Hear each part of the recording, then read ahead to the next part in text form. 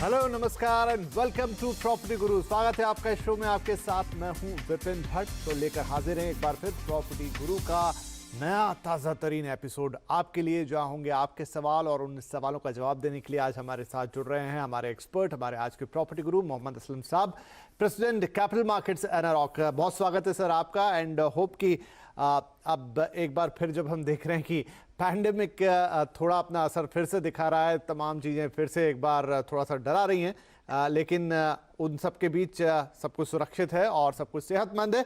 तो चलिए हम आपसे बातचीत की शुरुआत करते हैं। मेरा प्रश्न भी यहीं से आएगा दरअसल, इसलिए मैंने ये भूमिका बनाई कि हमने देखा कि पैंडेमिक के दौरान ही मार्केट ने एक जिसे कहें इन्वर्टेड वी कर्व सा शेप लिया, राइट। तो अब क्या जब फिर से इस तरह की बातें होने लग गई हैं कि थोड़ा डर आ गया है, लॉकडाउन जैसी भी कई जगह बातें हो गई हैं, तो इसका प्रॉपर्टी मार्केट पे आप कैसा इम्पैक्ट देख रहे हैं? देखिए, डेफिनेटली लोगों के दिलों में डर तो है ही इस चीज का कि वापस हम लोग क्या लॉकडाउन की तरफ जा रहे हैं। क्योंकि इस बार जिस तरह से ये सेकेंड वेव इसे बोल सकते हैं आप, तो कि इस तरह से आई है कि काफी लोगों को चपेट में ले लिया है इसमें, और बहुत फास्ट, मतलब इस बार ऐसा बोल रहे हैं कि बहुत कंटेजियस है।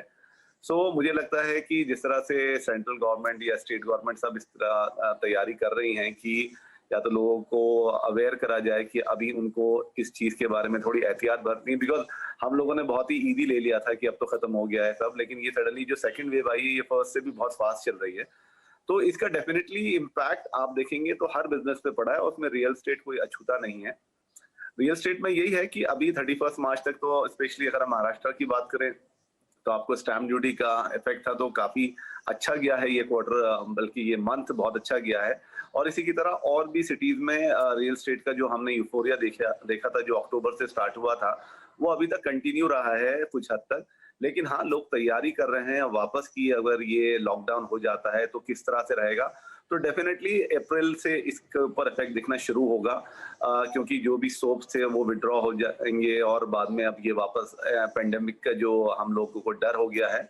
तो मुझे लगता है कि बहुत अनसर्टेन बात अभी हालात हैं कि आगे क्या होगा। गवर्नमेंट अपनी तरफ से पूरी ट्राई कर रही है कि लॉकडाउन ना लगे, लेकिन अगर लगता है तो डेफिनेटली इम्पैक्ट तो डेफिनेटली आएगा। तो मुझे लगता है कि बहुत अनसर्टेन है, लेकिन जो लोग अभी तक खरीद रहे थे, अभी हमने वो धीरे धीरे हमें स्लो होता हुआ दिखेगा, और सभी देखेंगे कि अभी 15 अप्रैल तक या इस अप्रैल के महीने में किस तरह से अपना पूरा सिनेरियो बनता है, तो उसके ऊपर डिपेंड करेगा। लेकिन अगर आप मुझे पूछें कि अगर लॉकडाउन नहीं होता है तो इस मोमेंटम ऑलरेडी मार्केट में बन चुका है, तो अगर ये लॉकडाउन नहीं होता तो डेफिनेटली ये बहुत कॉन्फिडेंस देगा सारी इंडस्ट्री को, रियल एस्टेट मार्केट को, और फ्रॉम हियर ऑन हम लोग देखेंगे कि काफी अच्छे रिजल्ट्स आएंगे। लेकिन सब डिपेंड करता है कि पेंडेमिक किस तरह से कंट्रोल में कर पाते हैं, और ये अप्रैल का महीना उसके लिए बहुत क्रूशियल रहेगा। राइट। तो लॉकडाउन की जहां तक बात है, उम्मीद तो कम की जा रही है, स्ट्रिक्टनेस बढ़ेगी, लेकिन लॉकडाउन एज सच जो हमने पहली बार देखा था या पिछली बार देखा था वैसे होने के चांसेस कम है। हाँ, सेंटिमेंट किस हद तक प्रभावित होते हैं ये जरूर देखना होगा, और उसका प्राइजेस पर किस तरह का इम्पैक्ट आता। तो ये शायद जैसे जैसे चीज़ें अनफोल्ड होगी तभी हम उसको देख पाएंगे उस तरीके से। लेकिन फिलहाल हमारे पहले कॉलर सुधीर साहू साहब हमारे साथ फोन लाइन पर जुड़ गए हैं। अब बातचीत का सिलसिला शुरू करते हैं। सुधीर जी, बहुत स्वागत है आपका। बताइए कैसे मदद करें हम आपकी। विपिन जी, बहुत बहुत थैंक यू सर। मैं आपका प्रोग्राम रेगुलरली देखता हूँ, और इसकी वजह से मुझे काफी बेनिफिट भी मिलता है। और सर, मैंने एक प्रॉपर्टी ली थी, कमर्शियल प्रॉपर्टी, केरा इंपेरियम राइज, हिंजेवाड़ी में, पुणे में। ठीक है। 2017 में। Okay. और उसका पोजीशन था दिसंबर 2019 को। Okay. बिल्डिंग बन के तैयार है, सारे अप्रूवल्स तैयार हैं, और उसको ओसी नहीं मिल रहा है ड्यू टू गवर्नमेंट का जो 2 MIDC एंड PMRDA का टसल चल रहा है बीच में, कि दोनों का कुछ तो भी है। हम लोग सर 95% पैसा हम लोग दे चुके हैं।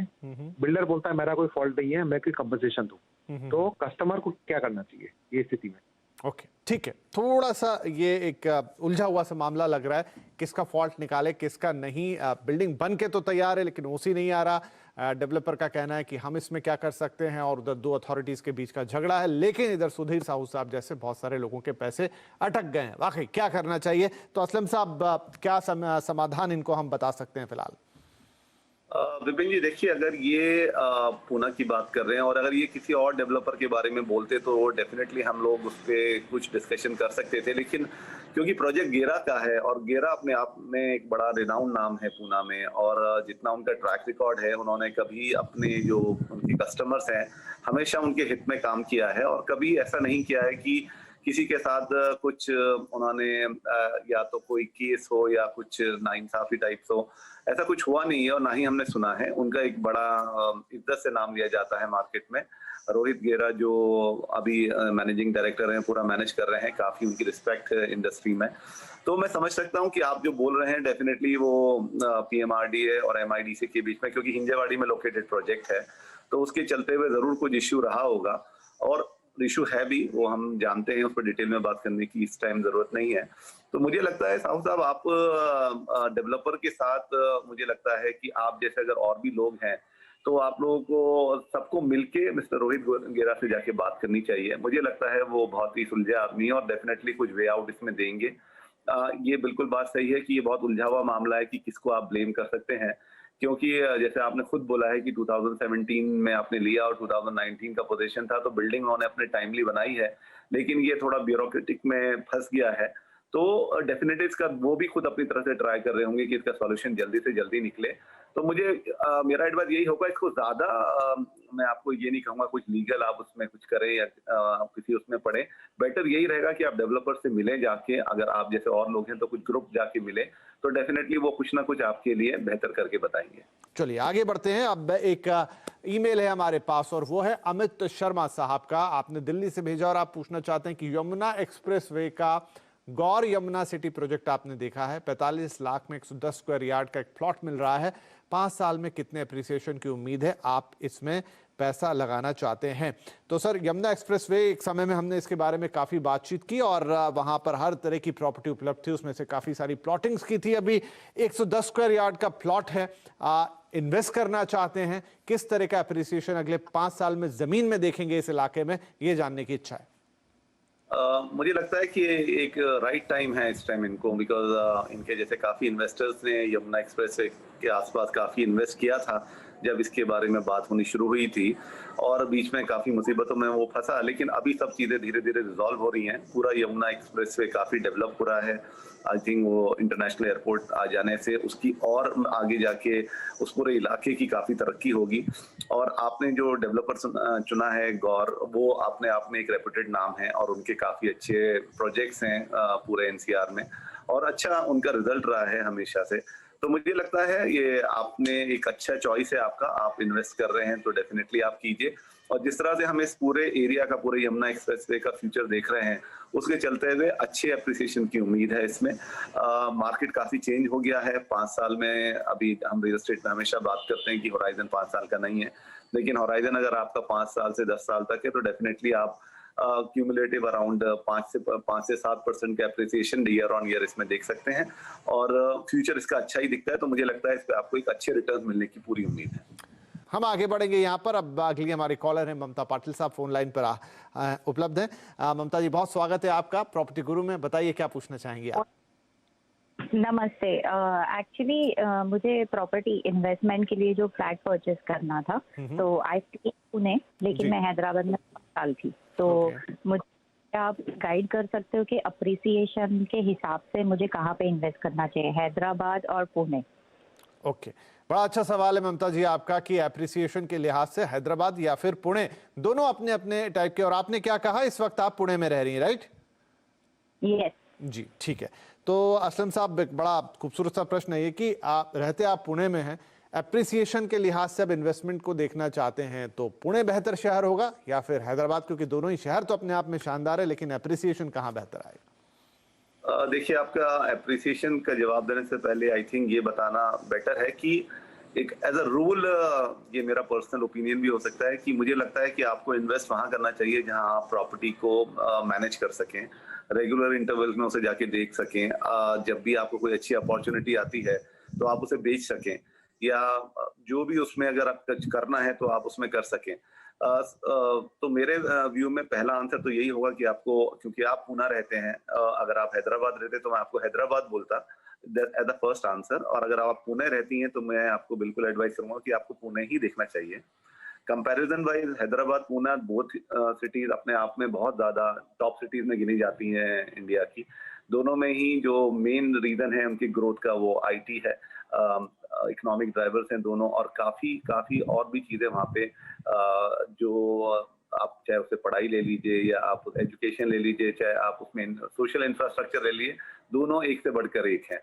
हैदराबाद डेफिनेटली इंफ्रास्ट्रक्चर के मामले में बेहतर है पूना से, लेकिन क्योंकि वहाँ पर एप्रिसिएशन हमने देखा है कि इस तरह से प्रॉपर्टीज में नहीं हुआ है जैसा होना चाहिए था, क्योंकि उसमें सब कुछ होते हुए भी उसके अपने रीजंस हैं।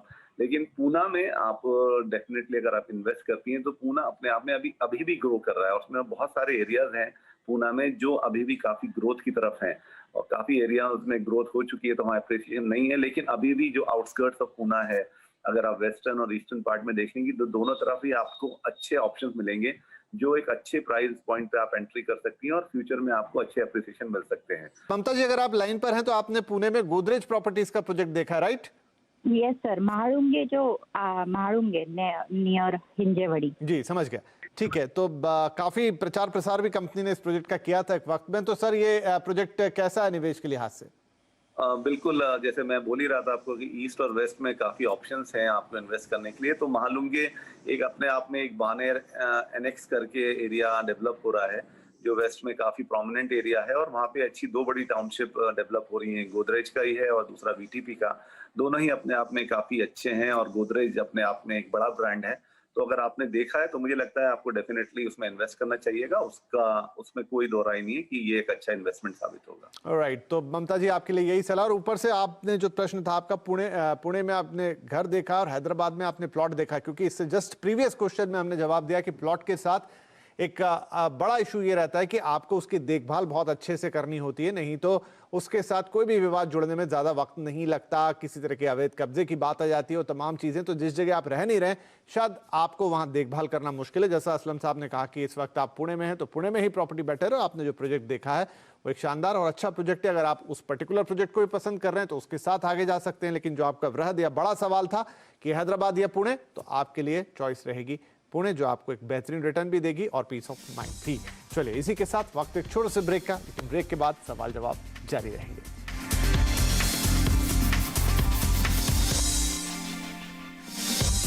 वेलकम बैक, आप देख रहे हैं CNBC आवाज पर प्रॉपर्टी गुरु, जहां हम दे रहे हैं आपके सवालों के जवाब। मोहम्मद अफसन साहब हमारे साथ बने हुए हैं और हमारे अगले कॉलर नीलेश चोपड़ा जी भी फोन लाइन पर आ चुके हैं। नीलेश जी, बहुत स्वागत है आपका प्रॉपर्टी गुरु में। बताइए क्या सहायता कर सकते हैं हम आपकी? नमस्कार सर। नमस्कार सर, मैं कल्याण में प्रॉपर्टी देख रहा था, तो 3-4 यूजर को विजिट कर चुका हूँ मैं, लेकिन थोड़ा सा इशू है आज की तारीख में पोजीशन को लेके। ओके। जिस बिल्डर ने खड्डा नहीं खोदा है वो भी बुकिंग ले रहे हैं, फिर थोड़ा सा कंस्ट्रक्शन करके काम रुक जाता है। तो यही देख रहा था कि कौन सी बिल्डर की वहाँ पे गुडविल अच्छी है जो अपन अंडर कंस्ट्रक्शन में भी वहाँ पे उनके साथ जा सकते हैं कि अपने रिस्क ना रहे वहाँ पे। ओके, कोई प्रोजेक्ट आपने देखे हैं फिलहाल? जी, साकेत का देखा है, दुर्गा इंपीरियल है और डाउकर है। ओके, ठीक है। तो नीलेश जी का सवाल असलम साहब यही है कि एक 2 BHK तो इन्हें लेना है कल्याण में, और ऐसा हमने देखा कि ड्यूरिंग द लॉकडाउन और या ये जो जिस फेज की हम बात कर रहे थे वहां पे कई सारे नए प्रोजेक्ट लॉन्च हुए हैं और बड़े अट्रैक्टिव कीमत पर भी है। लेकिन एक सवाल हमेशा बना रहता है कि प्री लॉन्च में आगे जाकर क्या होगा, क्योंकि डेवलपर्स को पैसा चाहिए था, इसलिए एक बढ़िया कीमत पर उन्होंने सेल तो किया। तो उसी तरह की कुछ दुविधा इनके मन में है कि, और ऊपर से कल्याण जहां पर कि एकदम ग्रेड A के डेवलपर आपको नहीं देखने को मिल रहे हैं, या इन्होंने जो प्रोजेक्ट देखे हैं वो वहाँ के लोकल डेवलपर्स ही हैं, तो किस पे भरोसा करें और किस हिसाब से जज करें? विपिन जी, आपका कहना ठीक है। कल्याण एक्चुअली जबकि एक बहुत इम्पोर्टेंट सिटी है, जो वहाँ का स्टेशन है वो 4th बिजिएस्ट स्टेशन है, रेलवे स्टेशन इंडिया का, लेकिन उसका जो डेवलपमेंट है वो वैसा नहीं हुआ है कल्याण का। आप चाहे ईस्ट लें या वेस्ट, दोनों ही साइड मतलब इफ नॉट ऐसा उभर के नहीं आया है। जबकि आप देखेंगे तो डोंबिवली और शील फाटा एरिया जो कि बहुत पास है कल्याण के, वो काफी अच्छे डेवलप हो गए हैं और अच्छे मुंबई के काफी बड़े बड़े डेवलपर्स उस एरिया में हैं। तो इसी से चलते इनके सवाल का जवाब भी है कि अगर आपको इन्वेस्ट ही करना है और आपको बिल्कुल श्योर होना है तो मैं आपको ये बोलूंगा कि अगर आप खुद ही बोल रहे हैं कि पोजीशन आपको अंडर कंस्ट्रक्शन में जाने में यही डर है कि बाद में वो कंप्लीट होगा या नहीं होगा, प्री लॉन्च में जाएं या ना जाएं, तो हम हमेशा से बोलते हैं कि प्री लॉन्च में तो डेफिनेटली हम अवॉइड करने की बात करते हैं टिल द टाइम, क्योंकि प्री लॉन्च के टाइम हमने देखा है काफी टाइम रेट अच्छा होता है लेकिन डेवलपर के पास सारे अप्रूवल्स नहीं होते हैं। तो बिना अप्रूवल के, तो बिना रेरा रजिस्ट्रेशन के आपको बिल्कुल नहीं जाना है किसी भी प्रोजेक्ट में, चाहे वो एस्टैब्लिश डेवलपर हो चाहे वो न्यू डेवलपर हो।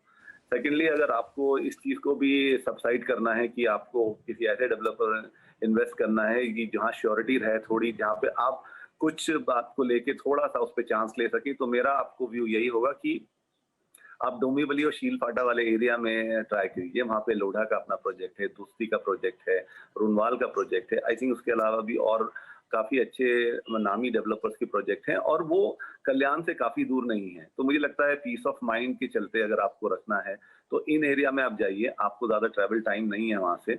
बट मेरी राय ये होगी कि अगर आपको कॉन्फिडेंस नहीं आ रहा है कल्याण में किसी डेवलपर के साथ इन्वेस्ट करने में, और जो कि जायज भी है, तो बेहतर है कि आप किसी एक रिनाउंड डेवलपर के साथ विद गुड ट्रैक रिकॉर्ड के साथ कीजिए। थोड़ा सा आपको एरिया में थोड़ा सा डिफरेंस होगा ट्रैवलिंग टाइम में, पर अगर आपको इन्वेस्ट ही करना है तो इन बड़े डेवलपर के साथ कीजिए जहाँ पे एटलीस्ट आपको श्योरिटी है कि डिलीवरी हो जाएगी और उनको आपको अच्छा एप्रिसिएशन भी मिल सकता है। जी, चलिए, हमारे पास अब एक ईमेल है और वो है मुकुल साहब का। आप पूछना चाहते हैं कि न्यू कल्याणी नगर पुणे में स्टूडियो अपार्टमेंट खरीदने पर राय चाहिए, निवेश के उद्देश्य से प्रॉपर्टी से कितना रिटर्न कमाया जा सकता है। तो अगेन यहाँ पर एक इन्वेस्टमेंट का पर्पस है असलम साहब, और स्टूडियो अपार्टमेंट की बात कर रहे हैं। एक वक्त में हमने देखा था कि स्टूडियो अपार्टमेंट की काफी चर्चा होने लग गई थी, लेकिन हाल फिलहाल स्टूडियो अपार्टमेंट्स को लेकर क्या ट्रेंड है और खासतौर पे पुणे में उनकी कैसी इंपॉर्टेंस है, क्योंकि काफी सारा स्टूडेंट फ्लक्स आता है वहां पर।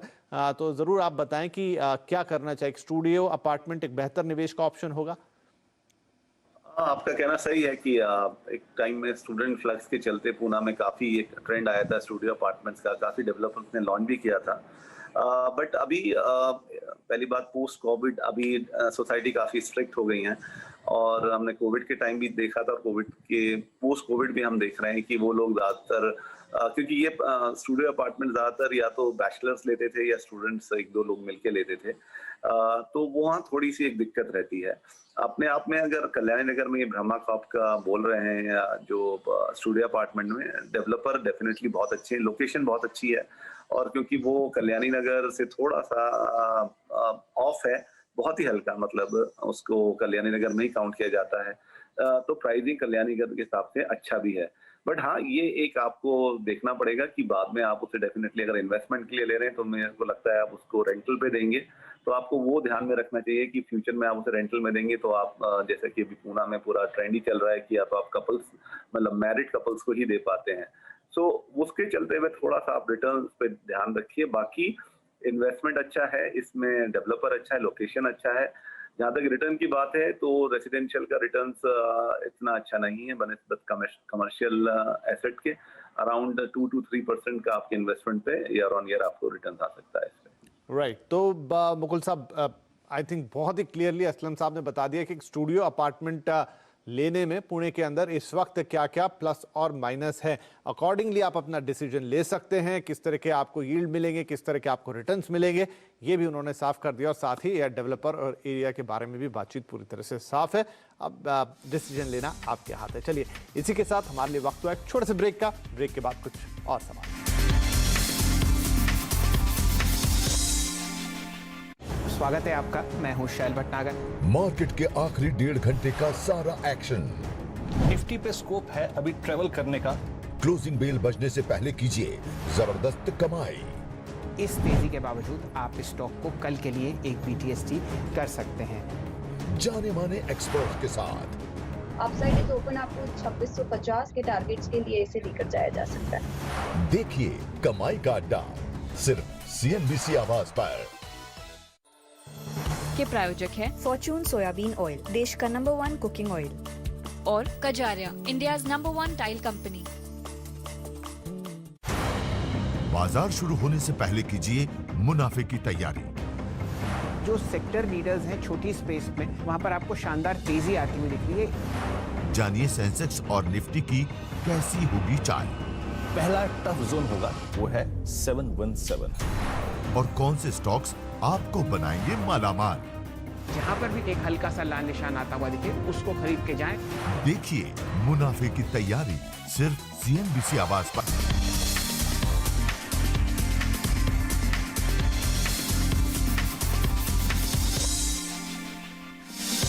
Welcome back. CNBC आवाज पर जारी है प्रॉपर्टी गुरु, जहां पर हम दे रहे हैं आपके सवालों के जवाब। हमारे प्रॉपर्टी गुरु मोहम्मद असलम साहब हमारे साथ बने हुए हैं ऑनलाइन। तो चलिए बातचीत को आगे बढ़ाते हैं। फटाफट एक ईमेल और है हमारे पास, ले लेते हैं क्योंकि समय बचा है थोड़ा कम। और यह है किशोर कुणाल साहब का। आप पूछना चाहते हैं 25 लाख का बजट रखते हैं और रेंटल रिटर्न कमाने के लिए प्रॉपर्टी में निवेश करना चाहते हैं। नोएडा एक्सटेंशन में दुकान या फिर स्टूडियो अपार्टमेंट, किस में निवेश बेहतर होगा? तो एक बार फिर असलम साहब, स्टूडियो अपार्टमेंट की बात आई है, लेकिन साथ में कमर्शियल प्रॉपर्टी है जिससे कंपैरिजन होता है, और ये भी इन्हें इन्वेस्टमेंट करना है और रेंटल इनकम कमानी है।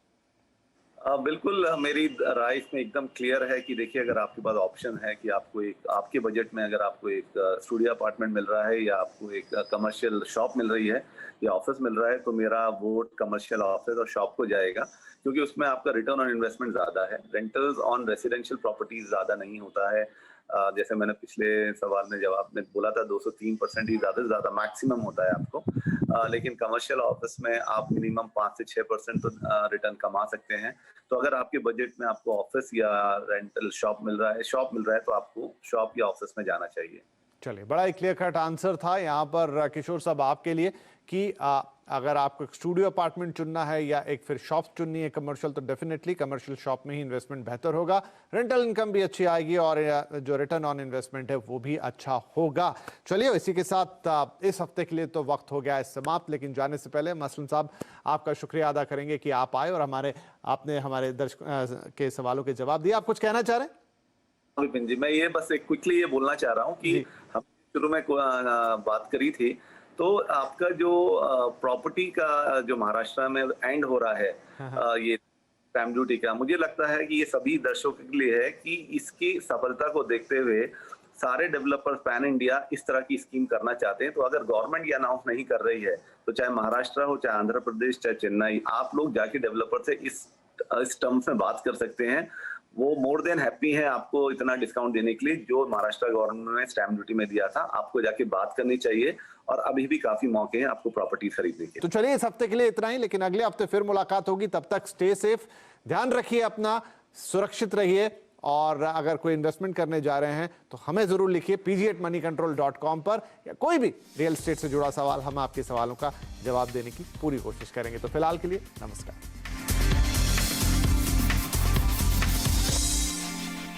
फ्यूचर्स एक्सप्रेस में आप